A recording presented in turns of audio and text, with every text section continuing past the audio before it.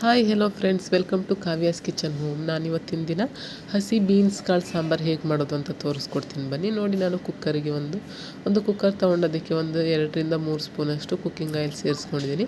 ನಂತರ 2 ಒಣಮೆಣಸಿನ್ಕಾಯಿ ಮತ್ತು ಒಂದು ಈರುಳ್ಳಿ, ಸ್ವಲ್ಪ ಕರಿಬೇವಿನ ಸೊಪ್ಪು ಮತ್ತು ಸಾಸಿವೆ ಇದನ್ನೆಲ್ಲ ಕೂಡ ಹಾಕಿ ಸ್ವಲ್ಪ ಫ್ರೈ ಮಾಡ್ಕೊಳ್ಳೋಣ, ಒಗ್ಗರಣೆ ಮಾಡ್ಕೊಳ್ಳೋಣ. ನಂತರ ಆವಾಗಲೇ ನಾನು ಒಂದು ಅರ್ಧ ಕೆಜಿಯಷ್ಟು ಕಾಳನ್ನು ನೀಟಾಗಿ ಬಿಡಿಸಿ ವಾಶ್ ಮಾಡಿ ಇಟ್ಕೊಂಡಿದ್ದೀನಿ. ಅದನ್ನು ಕೂಡ ಸೇರಿಸಿ ನೀಟಾಗಿ ಫ್ರೈ ಮಾಡಬೇಕು. ಅದು ಎಣ್ಣೆಲಿ ಫ್ರೈ ಆಗಬೇಕು. ಚೆನ್ನಾಗಿ ಎಣ್ಣೆಲಿ ಫ್ರೈ ಆದರೆ ಸಾಂಬಾರು ತುಂಬ ಚೆನ್ನಾಗಿರುತ್ತೆ. ನಂತರ ನಾನು ಒಂದು ಮೀಡಿಯಮ್ ಸೈಜಷ್ಟು ಟೊಮೊಟೊನ ಕಟ್ ಮಾಡಿ ಇಟ್ಕೊಂಡಿದ್ದೀನಿ. ನಂತರ 2-3 ಆಲೂಗೆಡ್ಡೆ ಸೇರಿಸ್ಕೊತಾ ಇದ್ದೀನಿ. ಈ ಸಾಂಬಾರಿಗೆ ಬದನೆಕಾಯಿ ಹಾಕಿದ್ರೂ ಕೂಡ ತುಂಬ ಚೆನ್ನಾಗಿರುತ್ತೆ.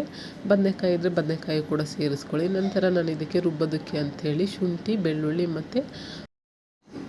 ಮತ್ತು ಚಕ್ಕೆ, ನಂತರ ಇದಕ್ಕೆ ಸ್ವಲ್ಪ ತೆಂಗಿನಕಾಯಿ ಸೇರಿಸ್ಕೊತಾ ಇದ್ದೀನಿ. ಇದನ್ನೆಲ್ಲ ಹಾಕಿ ಚೆನ್ನಾಗಿ ಫಸ್ಟು ರುಬ್ಕೊಳ್ಳೋಣ. ನಂತರ ಒಂದು ಟೊಮೊಟೊ ಮತ್ತು ಧನಿಯಾ ಪೌಡರ್ 2 ಸ್ಪೂನು ಮತ್ತು ಸಾಂಬಾರು ಪೌಡರ್ 2 ಸ್ಪೂನು ಹಾಕಿ ನೀಟಾಗಿ ರುಬ್ಕೊಂಡು ಇಟ್ಕೊಳ್ಳೋಣ. ನಂತರ ನೋಡಿ, ಆವಾಗಲೇ ನಾನು ತರಕಾರಿನ ಫ್ರೈ ಆಗೋದಕ್ಕೆ ಇಟ್ಟಿದ್ನಲ್ಲ, ಅದಕ್ಕೆ ಸ್ವಲ್ಪ ಉಪ್ಪು ಸೇರಿಸ್ಕೊತಾ ಇದ್ದೀನಿ. ಉಪ್ಪು ಸೇರಿಸಿ ಆದಮೇಲೆ ಅದಕ್ಕೆ ನಾನು ರುಬ್ಬಿರೋ ಅಂಥ ಮಸಾಲೆನ ಸೇರಿಸ್ಕೊಂಡು ನಿಮಗೆ ಎಷ್ಟು ಬೇಕು ನೀರು, ಸಾಂಬಾರು ಎಷ್ಟು ಕನ್ಸಿಸ್ಟೆನ್ಸಿ ಬೇಕು ನೋಡಿಕೊಂಡು ನೀರನ್ನು ಆ್ಯಡ್ ಮಾಡ್ಕೊಳ್ಳಿ. ನಾನು ನೋಡಿ 1-2 ಲೋಟ ನೀರನ್ನು ಹಾಕಿ, ನೀರು ಹಾಕಾದ್ಮೇಲೆ ನೀಟಾಗಿ ಮಿಕ್ಸ್ ಮಾಡ್ಕೊಂಡಿದ್ದೀನಿ.